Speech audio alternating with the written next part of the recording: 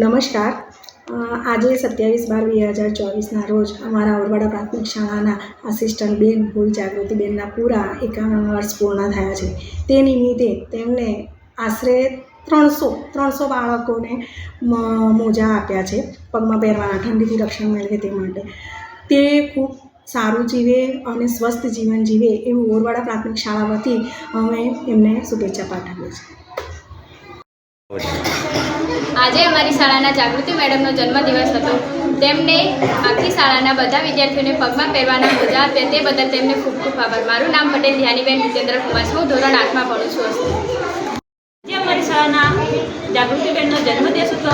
તેમને ગિફ્ટ તરીકે પગમાં પહેરવાના મોજા આપ્યા. તેમનો અમે ખૂબ ખૂબ આભાર માનીએ છીએ અને અમે ખુશ છીએ. અસ્તુ.